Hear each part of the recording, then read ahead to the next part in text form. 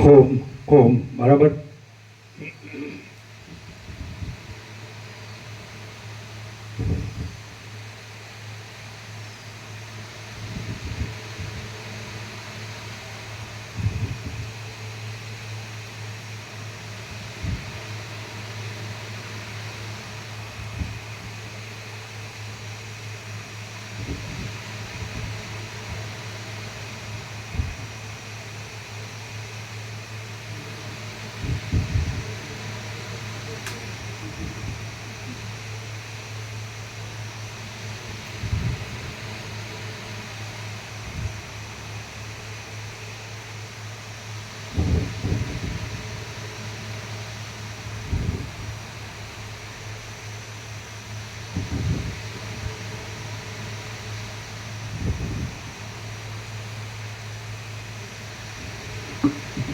ઓમ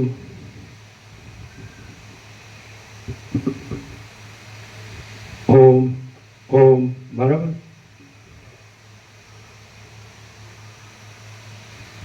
પરમ ચિદાકાશ, પરમ જ્યોતિ, અખંડ જ્યોતિ, અનંત પૂર્ણ, પરમ ચિદાકાશ, પરમ શાંતિ, स्वयं सिद्ध, स्वयं प्रकाश, स्वयं पूर्ण, स्वस्वरूप, यही सब कुछ है, इसके सिवा कुछ नहीं है।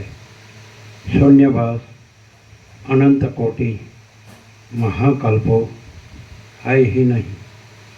वशिष्ठराम उत्पत्ति प्रकरण राउंड 39 राउंड।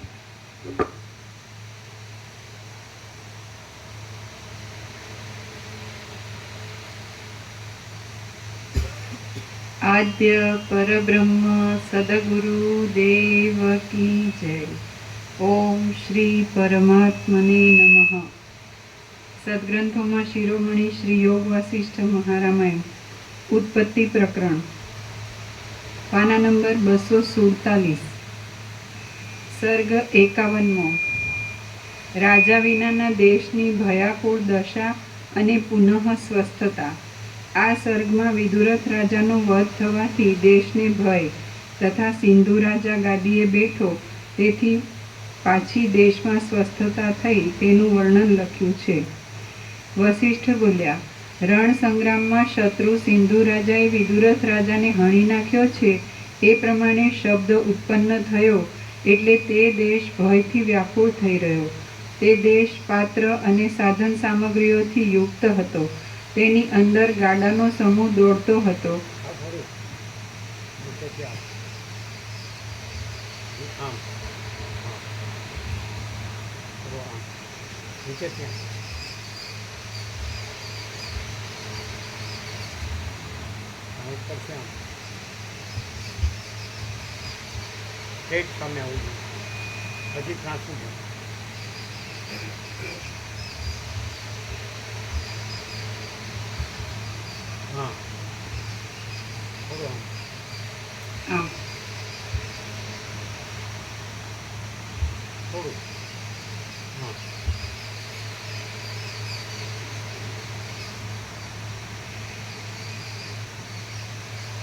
તેની અંદર ગાડાનો સમૂહ દોડતો હતો।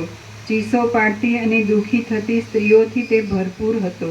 નગરના મનુષ્યો દોડતા હતા તેથી તેમાં પ્રવેશ થવો દુર્લભ હતો। નાસી જતા અને રાડો પાડતા સ્ત્રીઓના ટોળાને નીચ લોકો માર્ગમાંથી પકડી જતા હતા અને એકબીજાને દુઃખ દેવાને વ્યગ્ર થયેલા લોકથી મહાભય ઉત્પન્ન થયો હતો। શત્રુના દેશના મનુષ્યો પોતાનો જય થવાથી તે દેશમાં તાંડવ કરતા હતા અને આનંદના શબ્દો બોલતા હતા। હાથી અને ઘોડા પર બેઠેલા વીર લોકો તે ઉપરથી નીચે પડતા હતા। ખજાનાના કમાડો ચીરવાથી તેમાંથી ખજાનો નાશ પામ્યાનો શબ્દ ઉત્પન્ન થતો હોય એમ જણાતું હતું। ખજાનાનું પાલન કરનાર અસંખ્ય યોદ્ધાઓનો પરાભવ થયો હતો। શત્રુઓએ શસ્ત્રથી આંતરડા ઉખેડી નાખેલી રાણીઓ રાજમહેલમાં મરી ગઈ હતી અને રાજાના અંતઃપુરમાં ચંડાળ તથા નીચ લોકોએ વિશ્રાંતિ કરી હતી। સફાઈ સેવા વખતે ખસેડે ખરા? દેવીન બહુ સફાઈ સેવા વાળા ખસેડે ખરા? એ આ પંખાના અવાજથી સંભળાતું નથી થતું. સફાઈ સેવાવાળા ખસેડે ખરા ને? ના બિલકુલ નહીં થતું. એમને એને steady. સ્ટેડી જ રાખવામાં જ આવે છે એકદમ.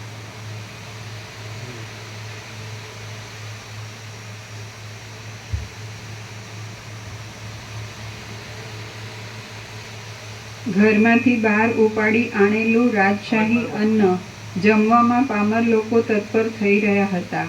સોનાના હાર પહેરનાર વીર પુરુષોના પગના આઘાતથી નગરના બાળકો રુદન કરતા હતા. નગરની તરુણ સુંદરીઓના કેશો વીંખવામાં આવ્યા હતા અને ચોરના હાથમાંથી પડેલા અમૂલ્ય રત્નથી માર્ગો પ્રકાશિત થઈ ગયા હતા. યોદ્ધાઓનો સમૂહ ઘોડા, હાથી અને રથને એકઠા કરવામાં વ્યગ્ર થયો હતો અને સિંધુ રાજાના પુત્રને પટ્ટાભિષેક કરવાની આજ્ઞાથી તેના મંત્રીઓ કામમાં રોકાયા હતા.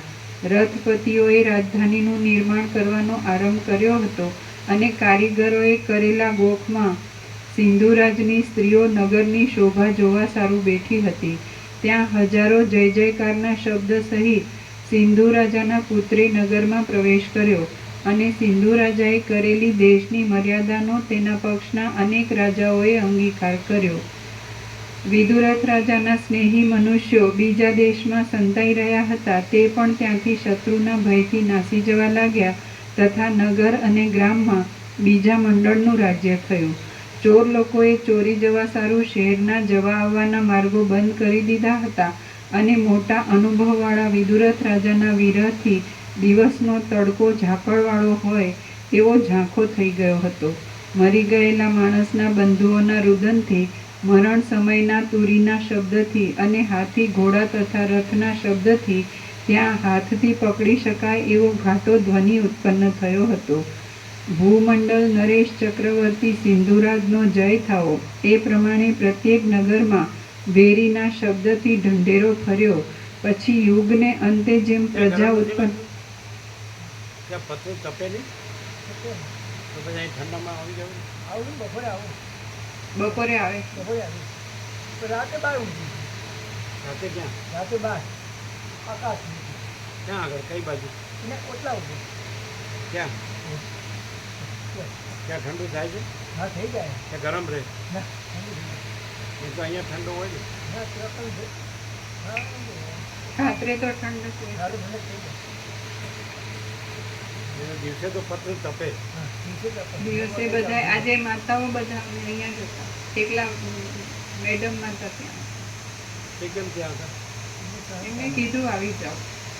અહીં તો આજે જગ્યા ઘણી છે. હા છે, ઘણી એટલે અંદર જગ્યા જ ઠંડામાં ને. ઠંડામાં. હા.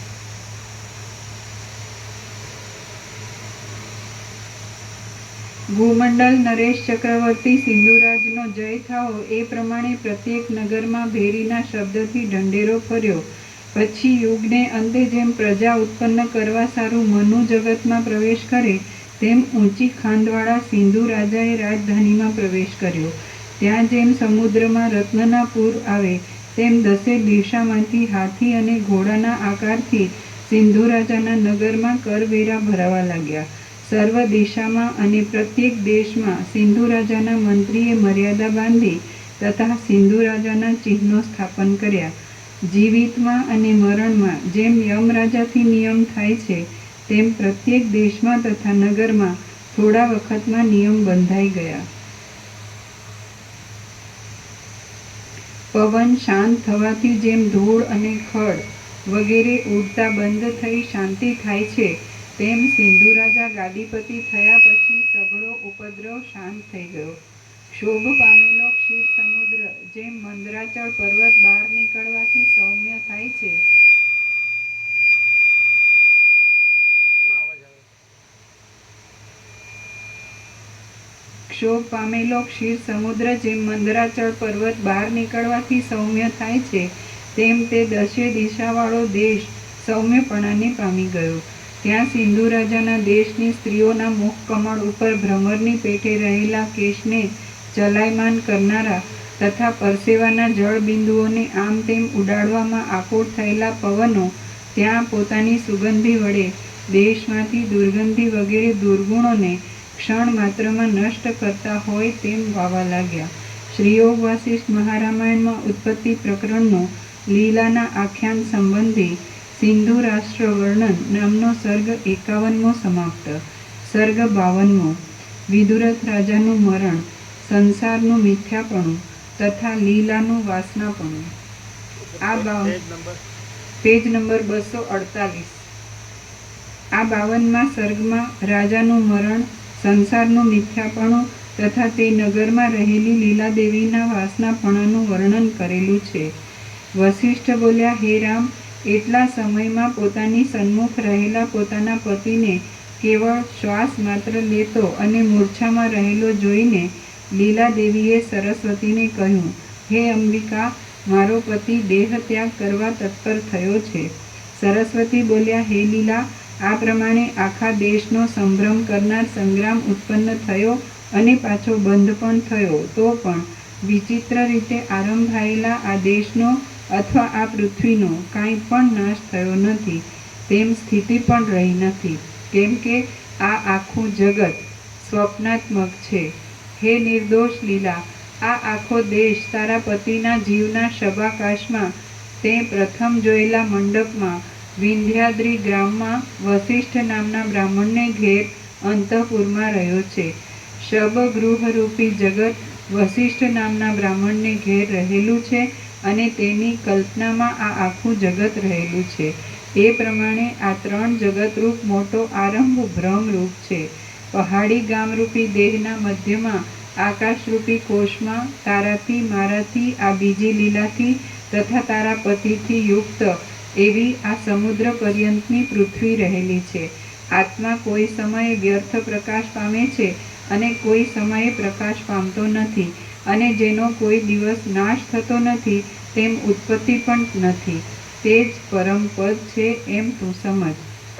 આત્મા કોઈ સમયે વ્યર્થ પ્રકાશ પામે છે અને કોઈ સમયે પ્રકાશ પામતો નથી, અને જેનો કોઈ દિવસ નાશ થતો નથી, તેમ ઉત્પત્તિ પણ નથી, તે જ પરમ પદ છે, એમ તું સમજ. પોતાની મેળે આખો સાપ તો એ જ છે કે જે પરમપદ છે એ તો પરમપદ જ છે, એમાં બીજું કાંઈ નથી ને બીજું કાંઈ થતું નથી. પછી એના શબ્દો એને વર્ણવવા માટે બનાવ્યા પણ શબ્દ નથી, એના વિચારવાણી શબ્દ જ નથી, કોઈ કલ્પના નથી અને કોઈ ભ્રમ નથી, ભ્રાંતિ નથી, પણ એ પરમપદ છે. અને એના માટેનો મોટો મોટો શબ્દ છે મહાચિદાકાશ. એટલે જે સૂર્યકાંત પ્રભુએ કહ્યું હતું ને, મહાચિદાકાશ આપના સચ્ચા સ્વરૂપ, સચ્ચા કે શુદ્ધ, શુદ્ધ શુદ્ધ શબ્દ હતો ને, મહાચિદાકાશ આપના શુદ્ધ સ્વરૂપે એમ કીધું હતું ને, એમ જ હતું ને, મહાચિદાકાશ આપના શુદ્ધ સ્વરૂપ. તો બસ એમાં બધું આવી ગયું. મહાચિદાકાશ આપના શુદ્ધ સ્વરૂપ અને પરમપદ કીધું કે જે કહેવાય પણ એનું નામ નથી, પણ એ છે. એમ કે આપણે એવું સમજી શકીએ ભ્રાંતિમાં પણ આપણે આ જીવ છે ને જગત છે ને જન્મ્યા છે ને જીવીએ છીએ, સુખી દુઃખી થઈએ છીએ, હું મારું કરીએ છીએ, રાગ દ્વેષ કરી મળી જાય અને કમ્પેરિઝન કોમ્પિટિશન દેખાડી કે ચર્ચા ચડશી, બડા છોટા ભલા બુરા ભેદાભેદ, પણ આ કાંઈ નથી, આ ભ્રમ જ છે, એવું સરસ્વતી કહે છે, વસિષ્ઠ કહે છે. એટલે પરમપદ છે તો એ અવિનાશી છે એમ કહે છે, નિત્ય સત્ય. તો એ આપણે એનું મોટા મોટું દ્રષ્ટાંત આકાશ છે, આપણા બ્રહ્મમાં પણ. એમ કે આકાશ છે એમાં બધું દેખાય પણ આકાશમાં કાંઈ થતું નથી, અને આ બધું દેખાય છે ભ્રમ જ છે, એમ કે સ્વપ્નાત્મક, સ્વપ્ન જેવું એમ. એટલે પરમપદ જ છે એમ, બીજું કાંઈ નથી. પણ એવો બોધ થાય તો પરમપદ જ રહ્યું છે એ જ રહે.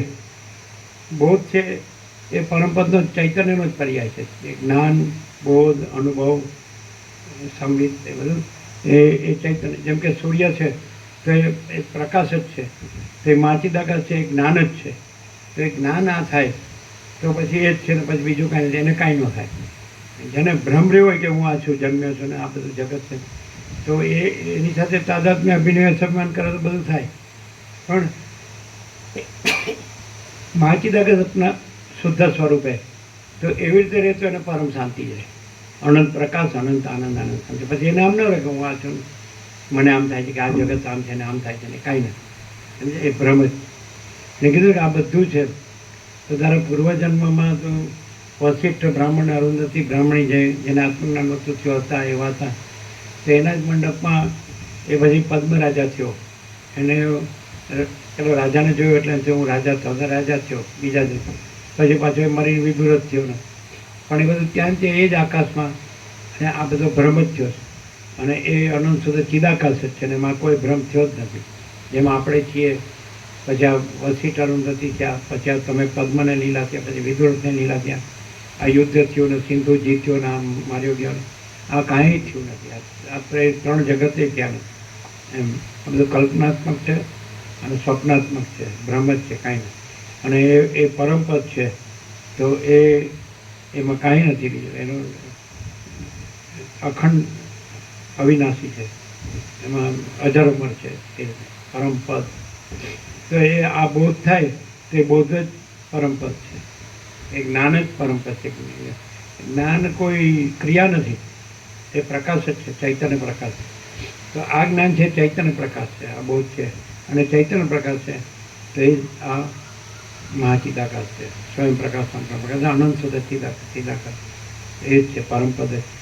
પણ જો આ ભ્રમ ચાલુ રાખે કે હું આ છું ને જગત છે ને પોતે બીજા પોતાનું બીજાનું છે ને આ ભેદાભેદને બળા છોટા ભલા બુરાને આ બધું જેમ મહાસાગરમાં મોજા તરંગ પ્રકટ થાય છે ને પછી સ્થિતિ કરે છે ને લય પામે, એવો ભ્રમ રાખે કે આ જન્મ જીવન મૃત્યુ છે કે સૃષ્ટિથી પ્રવેશ, તો મેળ ન પડે. એ જાણી લે કે આનંદ સંપૂર્ણ મહાસાગર છે ને એમાં આ બીજું બધું એપિયરન્સ છે, ઇલ્યુઝન, એ કંઈ છે જ નહીં.